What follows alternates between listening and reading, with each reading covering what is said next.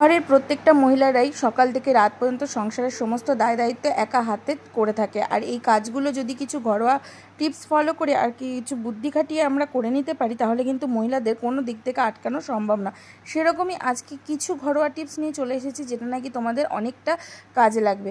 চলো বন্ধুরা, আজকের টিপসগুলো শুরু করা যাক। চলে এসেছি বন্ধুরা প্রথম টিপসে। বন্ধুরা, আমরা চা ছাকার জন্য যে ছাঁকনিগুলো ইউজ করে থাকি, সেগুলো দেখা যায় আমরা রেগুলার বেসিসে ইউজ করতে করতে একটা সময় দেখা যায় ছাঁকনিগুলো প্রচণ্ড পরিমাণে ময়লা হয়ে গেছে। যে চায়ের যে গুঁড়োগুলো আছে, সেই গুঁড়োগুলো কি হয়, ছাকার সময় কিন্তু এই ছাঁকনির যে ছিদ্রগুলো আছে সেগুলোতে আটকে যায়। সেগুলো কিন্তু সহজে পরিষ্কার হতে চায় না, যতই আমরা মাঝামাঝি ঘষাঘষি করি না কেন।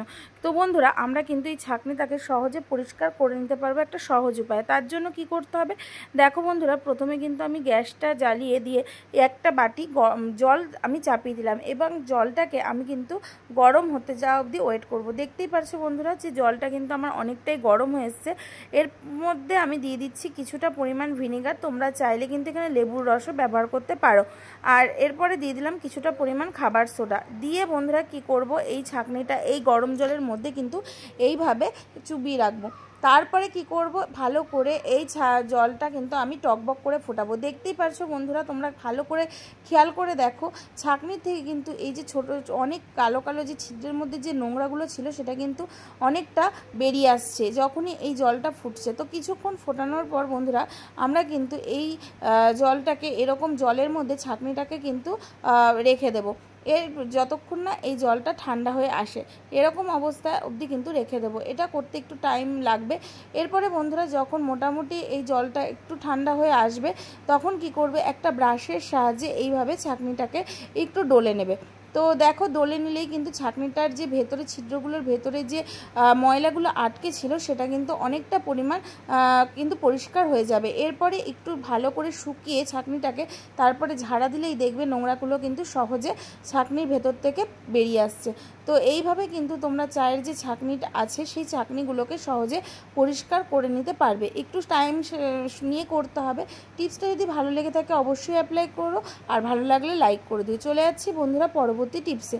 বন্ধুরা, আমাদের ঘরে যে আমাদের বালতি থাকে, সেই বালতিগুলোতে অনেক সময় দেখা যায়, বালতি বা টিফিন বক্স যাই হোক না কেন, সেখানে কিন্তু মার্কার পেন দিয়ে এরকম লেখালেখি করা থাকে। আর এটা যদি আমরা সামান্য জল ন্যাকড়া দিয়ে মুছতে যাই, সেক্ষেত্রে কিন্তু এই কালিগুলো উঠতে চায় না, কেননা এগুলো পার্মানেন্ট কালি। আর এই কালিগুলো তুলতে শুধু কিন্তু জলের ব্যবহার হলে হবে না। তো তার জন্য কি করতে হবে বন্ধুরা, ঘরে থাকা যে কোনো টুথপেস্ট নিয়ে নিতে হবে। এখানে জেল টুথপেস্ট কিন্তু নেওয়া যাবে না, তো এখানে যে কোনো পরিমাণ হোয়াইট টুথপেস্ট নিয়ে নেবে। আমি এখানে কলগেট ইউজ করেছি, দেখতেই পারছো। এরপরে যেখানে এই মার্কারের দীর্ঘদিন ধরে থাকা যে দাগগুলো রয়েছে, সেই দাগের উপরে কলগেটটা বা যে হোয়াইট টুথপেস্টটা তোমরা ইউজ করবে, সেটা দিয়ে কিছুক্ষণ কিন্তু এইভাবে আঙুল দিয়ে হালকা হাতে ডলতে হবে। কোনো ঘষাঘষি মাঝামাঝি কোনো কিচ্ছু দরকার নেই, বা ভীম বার বা ভীম জেল এগুলোর কোনো দরকার নেই। দেখবে তোমাদের যেখানে বাচ্চারা লেখালেখি করেছে বা অনেক দিন ধরে এরকম কালি পড়ে আছে, সেই জায়গাটা কিন্তু অনায়াসে পরিষ্কার হয়ে যাবে। দেখতেই পাচ্ছ আমার কিন্তু এখানে টুথপেস্টের যে কালারটা, সেটা কিন্তু হোয়াইট ছিল, আর দেখো আস্তে আস্তে কিন্তু সেই টুথপেস্টের কালারটা কালো হয়ে গেল। এরপরে একটা ন্যাকড়ার সাহায্যে এইভাবে মুছে দিলে দেখো, এখানে কিন্তু বোঝাই উপায় নেই যে এখানে কোনো কালি ছিল, মানে কোনো কিছু লেখা ছিল। এইভাবে কিন্তু তোমরা একটু সময় ধরে এইটাকে করে নেবে, দেখবে তোমাদের অনেকটা কাজে লাগবে। হলো না বন্ধুরা একটা ইউজফুল টিপস? ভালো লাগলে লাইক করে দিও। এরপরে দেখাচ্ছি বন্ধুরা, আমরা প্রত্যেকেই কিন্তু এরকম ডাস্টবিন পট ইউজ করি। আর ডাস্টবিন পট যখনই আমরা ইউজ করি, আমরা কিন্তু এর মধ্যে এরকম একটা গার্বেজের পলি ব্যাগ কিন্তু ইউজ করে থাকি। কিন্তু এই পলিথিনগুলো এতটাই পাতলা হয় যে আমরা এই বালতির মধ্যে এই পলি ব্যাগগুলোকে যদি এইভাবে রেখেও দিই, সেক্ষেত্রে তারপরে যদি এর মধ্যে কোনো ডাস্টবিন ফেলি, সেক্ষেত্রে কিন্তু পলি ব্যাগটা চতুর্দিক থেকে পুরো এক হয়ে একটা জায়গায় জটলা পাকিয়ে যায়, বা প্লাস্টিকটা কিন্তু দেখো এক সাইড দিয়ে কিন্তু এরকম ভাঁজ হয়ে যায়। তখন কিন্তু বারবার আমাদের হাত দিয়ে প্লাস্টিকটাকে ঠিক করতে হয়, আর বারবার করতে গেলে কিন্তু প্লাস্টিকটা ছিঁড়ে যাওয়ারও সম্ভাবনা থাকে। তো বন্ধুরা, এবার থেকে যখনই আমরা ডাস্টবিনের মধ্যে এরকম পলিথিন রাখবো, একটা ছোট্ট কাজ করে নেব, যাতে করে না এই পলিথিনটা একটা জায়গায় কুঁচকে যায় আর আমাদের ডাস্টবিনটা যাতে ফেলতে সুবিধা হয়, বারবার যাতে হাত না লাগাতে হয়। তার জন্য দেখো এখানে আমি নিয়ে নিয়েছি 3টে মতো ক্লথ ক্লিপ। আমাদের প্রত্যেকের ঘরেই কিন্তু এরকম ক্লিপ থাকে।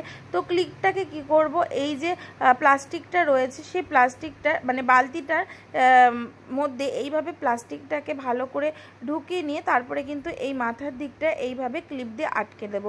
3 দিক দিয়ে আটকে দিচ্ছি যাতে কোনো দিক থেকে যাতে প্লাস্টিকটা না কুঁচকে যায়। এবং আমাদের ডাস্টবিন যখনই আমরা যত উঁচুর থেকে আমরা ফেলি না কেন, আমাদের কিন্তু প্লাস্টিকটা আর কুঁচকে এক জায়গায় হয়ে যাবে না, আর আমাদের কিন্তু ডাস্টবিনটা ফেলতেও সুবিধা হবে, আমাদের ডাইরেক্ট বালতির মধ্যেও কিন্তু ডাস্টবিনটা পড়ে যাবে না। একটা ইউজফুল টিপস বন্ধুরা, তোমরা এটা করে দেখবে তোমাদের অনেকটা কাজের সুবিধা হবে, বারবার তোমাদের হাত লাগানোর দরকার পড়বে না। এছাড়া জিনিসটা দেখতেও কিন্তু অনেকটা ভালো লাগবে। টিপসটা ভালো লাগলে অবশ্যই বন্ধুরা একটা লাইক করে দিও। চলে যাচ্ছি বন্ধুরা পরবর্তী টিপসে। দীর্ঘদিন ধরে কি হয়, আমাদের সুইচ বোর্ড আমরা পরিষ্কার না করতে করতে এরকম কিন্তু সুইচ বোর্ডটা কালশিটে হয়ে যায়। আর এই সুইচ বোর্ডটা যদি আমরা ডাইরেক্ট পরিষ্কার করতে যাই বা জল দিয়ে পরিষ্কার করতে যাই, সেক্ষেত্রে কিন্তু এই কালিগুলো উঠতে চায় না বা এই নোংরাগুলো উঠতে চায় না। আর এখানে তো জানোই বন্ধুরা, যেহেতু ইলেকট্রিক জিনিস সেহেতু কিন্তু জল লাগানো একদমই যাবে না। তো তার জন্য বন্ধুরা কি করতে হবে, দেখো এখানে আমি একটা টিস্যু পেপার নিয়ে নিয়েছি।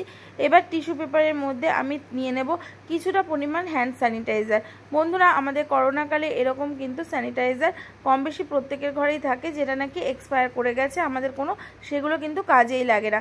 আর সেগুলো কিন্তু আমরা যত্ন সহকারে এখনও অনেকেই আছি যেটা নাকি আমাদের ঘরের আসবাবপত্র পরিষ্কার করার জন্য আমরা ঘরে রেখে দিই, তো আবার অনেকে ফেলেও দিই। তো বন্ধুরা এবার যদি তোমাদের ঘরে এরকম স্যানিটাইজার থেকে থাকে কোনো এক্সপায়ারি ডেটওয়ালা, এরকম নিয়ে কি করবে, এই যে সুইচ বোর্ডটা আছে সুইচ বোর্ডটার মধ্যে জাস্ট হালকা হাতে ডলা দিলেই কিন্তু তোমাদের সুইচ বোর্ডে যত নোংরা আছে সব নোংরা কিন্তু অনায়াসে উঠে যাবে।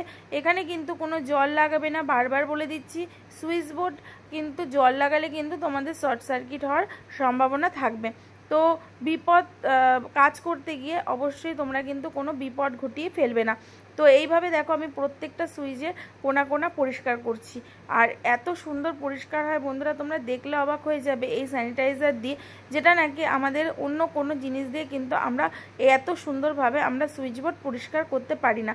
একদম নতুন অবস্থায় যে সুইচ বোর্ডটা আমরা দেখেছি সেরকমই হয়ে যাবে। এবার যাদের ধরো সাদা সুইচ বোর্ড, সেক্ষেত্রে তো একটু ফ্যাকাশে হয়েই যায়, তখন কি করতে হবে, একটুখানি পাউডার কিন্তু এর মধ্যে ছড়িয়ে দিতে হবে। তাহলে ছড়িয়ে দিলে বন্ধুরা কি হবে, যে হোয়াইট যে ভাবটা আছে সেটাও কিন্তু মানে চলে আসবে, হোয়াইট ভাবটা। এছাড়াও ধরো যে গুঁড়ো গুঁড়ো এই কোনায় কোনায় যে ধুলোগুলো থাকে সেটা পাউডারের সঙ্গে মিশে কিন্তু অনায়াসে তোমাদের সুইচ বোর্ডগুলো পরিষ্কার হয়ে যাবে, একদম ধবধবে, একদম নতুনের মতো। আর এইভাবে কিন্তু তোমরা পাউডার দিয়েও মানে ঘরে থাকা এক্সপায়ারি ডেটওয়ালা পাউডার দিয়েও কিন্তু তোমরা সুইচ বোর্ডটা সুন্দরভাবে পরিষ্কার করে নিতে পারো। তো এইভাবে তোমরা পরিষ্কার করে নেবে। টিপসটা অবশ্যই তোমরা বাড়িতে ট্রাই করবে। ভালো লাগলে অবশ্যই বন্ধুরা একটু লাইক আর একটু শেয়ার করে দিও। চলে যাচ্ছি বন্ধুরা পরবর্তী টিপসে। বন্ধুরা আমরা প্রত্যেকেই আছি, আমরা কিন্তু এরকম সাবান ইউজ করি, সেটা স্নান করার সময় গায়ে মাখি বা আমাদের যখন হাত ধোয়ার হয় তখনও কিন্তু অনেকে এরকম সাবান ইউজ করে থাকি। কিন্তু যেটা হয় বন্ধুরা, আমরা যখনই এই সাবানে আমরা হাত ধুই না কেন বা যখনই আমরা গা পরিষ্কার করি না কেন, আমরা সাবানটা কিন্তু কোনো সাবান কেসে বা যেখানে সেখানে কিন্তু রেখে দিই। এর ফলে কি হয়, সেখানে জল থাকলে সেই আর সাবানটা ভেজা অবস্থায় যদি আমরা এভাবে রেখে দিই তাহলে কিন্তু খুব কম সময়ের মধ্যে সাবানটা কিন্তু গলে যায়। তো আর সাবানটা কিন্তু আমরা বেশি দিন ইউজও করতে পারি না। তার জন্য বন্ধুরা একটা ছোট্ট টিপস তোমাদের সঙ্গে শেয়ার করব। দেখো সাবানটার কিন্তু কি করছি, একটা কাঁচির সাহায্যে আমি কিন্তু সাবানটাকে এরকম মাঝখান থেকে ফুটো করে নিচ্ছি। কেন ফুটো করছি সেটা তোমাদের ভিডিওর পরে গিয়ে তোমরা বুঝতে পারবে। এরকম দুপাশ থেকে একটু আমি ফুটো করে নিলাম। ফুটো করে নেওয়ার পর এরপরে বন্ধুরা কি করব, তোমাদের প্রত্যেকের ঘরেই কিন্তু সুতো থাকে, তাই না? তো এবার একটা সূচে সুতো পরিয়ে কি করবে, এই যে ফাঁকা যে জায়গাটা আমি করলাম যেটা নাকি কাঁচির সাহায্যে, সেই ফাঁকা জায়গাটা দিয়ে সুতোটা ভরে মানে সুতোটা ভরে কি করবে, এটা এপার থেকে ওপারে নিয়ে নেবে আর সুতোটাকে একটা গিট লাগিয়ে নেবে।